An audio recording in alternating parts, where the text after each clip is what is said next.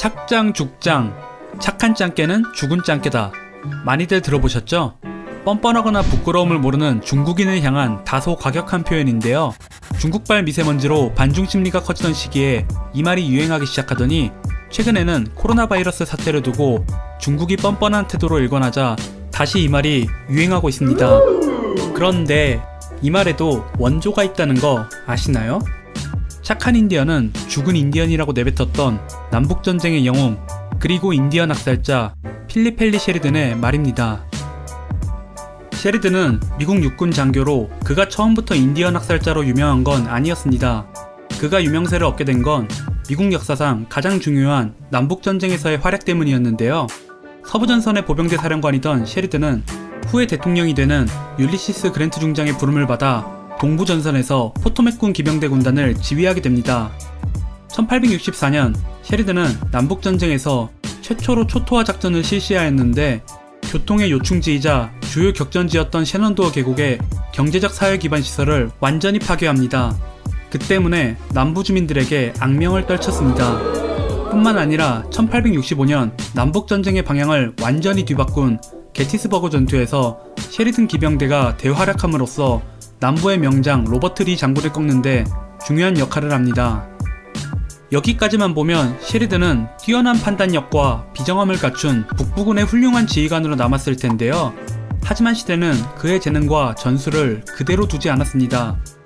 남북전쟁을 통해 내부의 문제를 해결한 미국은 총뿌리를 바깥으로 돌리게 됩니다. 이때까지도 토착민들을 완전히 제압하지 못한 미국은 셰리든의 악명이 먼 훗날까지 남게 되는 인디언 전쟁을 벌이게 됩니다. 1870년대, 즉 19세기 후반에 들어서면서 미국 정부는 인디언 전쟁의 전략을 학살에서 굴복으로 전환합니다. 이때 미군과 셰리든은 중요한 사실을 알게 됐는데요. 인디언을 굴복시키는데 버펄러를 죽이는 것이 매우 효과적이라는 사실 말이죠. 왜 인디언을 사냥하는데 버펄러까지 희생을 당했을까요? 버펄러는 인디언들에게 주식이자 각종 도구를 만드는데 필수적인 존재였기 때문입니다. 그 때문에 본격적인 인디언 사냥은 버펄로 멸종을 일으킵니다.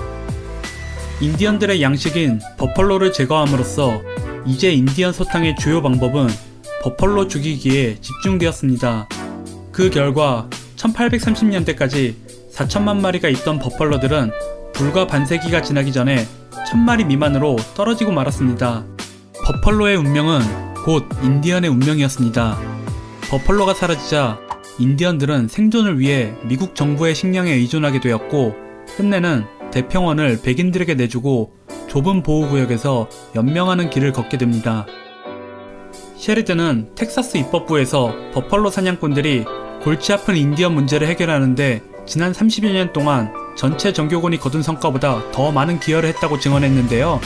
실제로 버펄로 사냥의 캐치프레이즈는 버펄로 한 마리를 죽이면 인디언 10명이 죽는다 였습니다.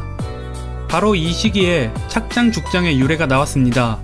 셰리든이 무자비하게 인디언을 진압하던 중 코만치족의 주장 토아시가 항복하며 더듬거리는 영어로 나 토아시 좋은 인디언 이라며 선처를 호소했을 때 셰리든은 내가 본 좋은 인디언은 다 죽어버렸어 라고 대꾸했답니다.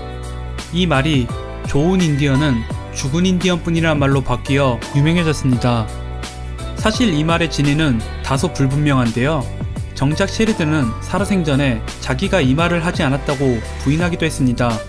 그러나 미국의 전기작가 로이 모리스 주니어는 다음과 같이 말했습니다. 그럼에도 불구하고 좋은 인디언은 죽은 인디언이라는 말이 곧 셰리든의 역사라고요. 인디언의 공격이 거의 사라지게 된 1883년에 셰리든은 미국 육군 총장으로 임명되었고 1888년에는 육군 원수로 승진하게 됩니다. 군인으로서 매우 성공적인 커리어를 쌓은 셰리든의 이름은 지금도 미국의 영웅 중 하나로 남아 있습니다. 먼저 미 육군은 1965년 셰리든 이름을 딴 경전차를 도입하였고 그를 기리는 기념비도 세웠습니다. 하지만 그의 기념비에는 원주민의 학살과 버펄러의 멸종에 관한 글을 찾아볼 수 없습니다. 흔히 미국의 서부 개척 시대를 생각하면 신대륙의 기상과 낭만이 느껴지는 시대이자 미국이 세계 초강대국이 되기까지의 역사를 떠올리는데요. 그러나 그 이면에는 눈물의 길이라 불리는 인디언들의 비극적인 역사가 담겨 있습니다. 미국이 팽창하는 동안 수없이 많은 토착민들이 착취, 강간, 학살을 당하였고 그렇게 자신들의 땅 북아메리카에서 영원한 이방인으로 전락했습니다.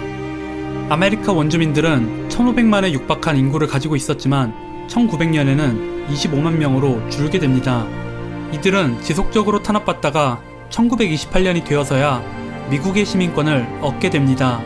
원주민들이 침략자들에게 시민권을 받았다는 것은 안타까운 역사입니다. 영상을 마치면서 한 일화가 떠오릅니다. 셰리든보다 50년 앞서서 인디언을 소탕했고 그 인기로 미국의 7대 대통령까지 오르게 된 앤드류 잭슨. 그에게 항복했던 인디언 주장 블랙호크는 이렇게 말했습니다. 나는 인간이다. 그러나 당신은 다른 종류다.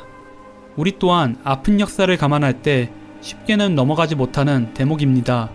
내가 본 좋은 인디언은 죽은 인디언뿐이었다라고 말한 셰리든의 이 말은 그 후로 다양한 버전으로 남게 됩니다.